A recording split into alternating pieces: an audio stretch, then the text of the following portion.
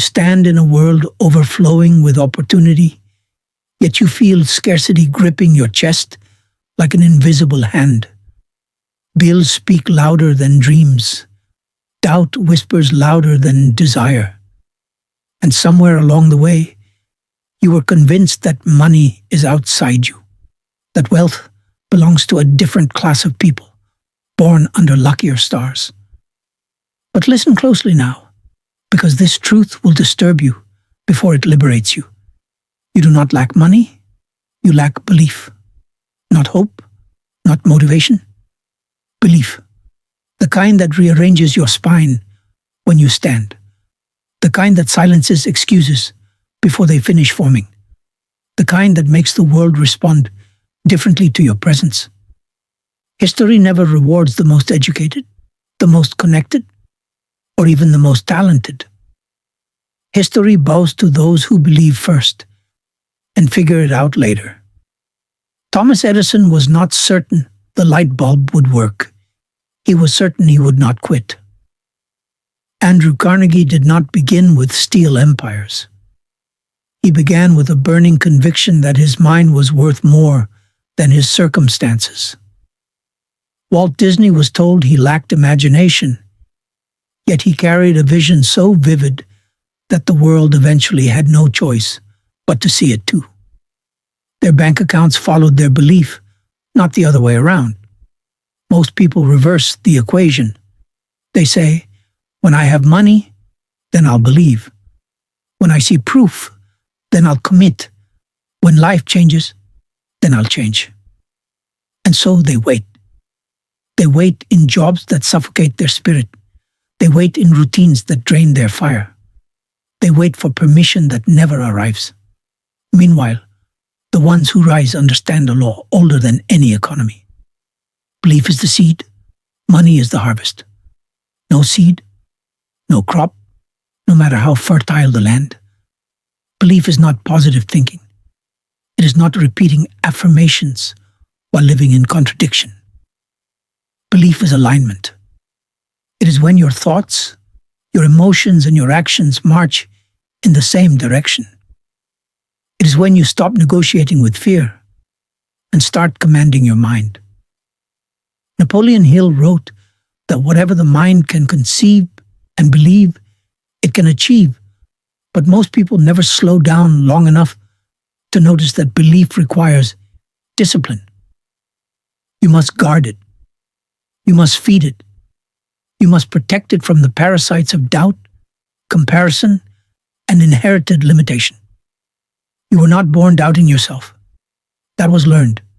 Somewhere, someone told you to be realistic, to lower your expectation, to aim for safety instead of significance.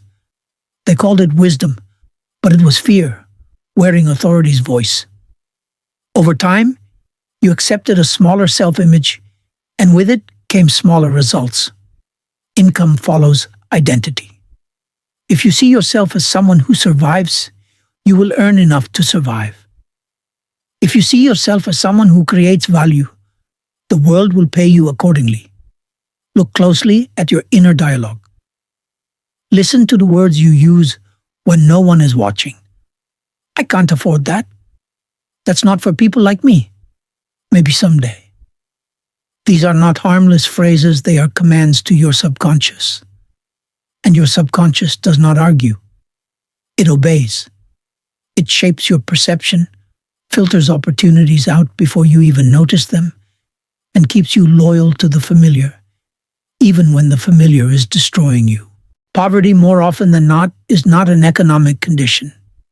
It is a mental contract renewed daily through unconscious thought. Belief gives birth to clarity.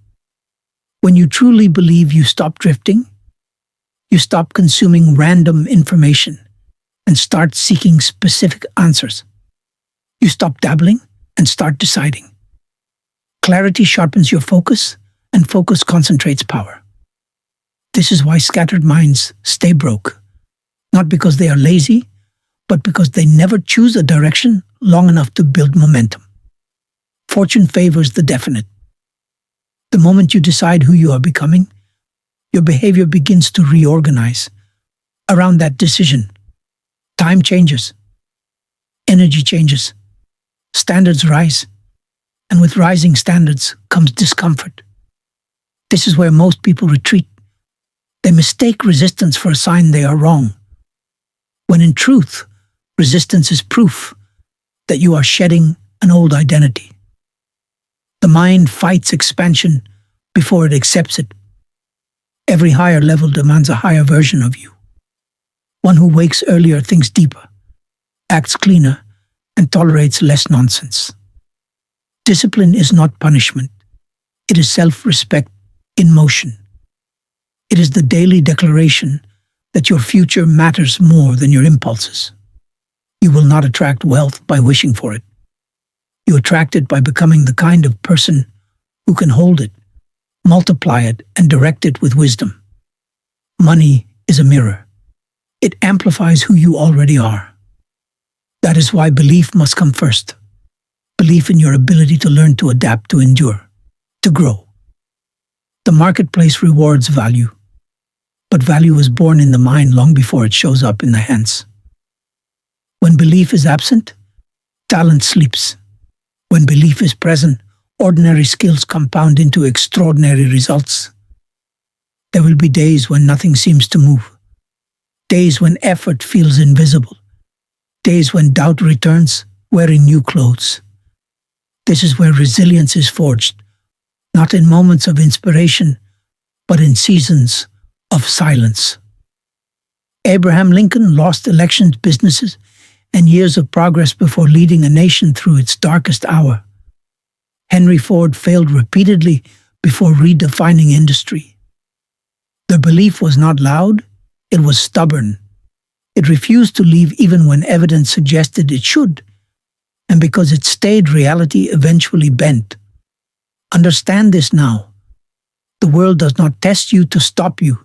It tests you to reveal you. Every obstacle asks a single question. How deeply do you believe? Not in success as a concept, but in yourself as its source. When belief becomes unshakable, action becomes inevitable. You stop waiting to feel ready and start moving. Because movement itself strengthens belief. Momentum silences fear faster than reassurance ever could. So choose your belief deliberately. Choose it in the morning before the world speaks to you. Choose it in your habits, your work ethic, your standards, your gratitude. Gratitude especially is belief in quiet form, acknowledgement that you are already on the path, already supported by lessons disguised as struggles. The grateful mind sees resources where the complaining mind sees obstacles, and what you consistently see, you eventually use. You do not lack money. You lack the self-trust to claim your vision before it pays you. But that can change, not tomorrow, not someday, now, in this moment, as you decide to think differently, act differently, and demand more from yourself than you ever have before. When belief takes root, wealth does not chase you. It responds to you.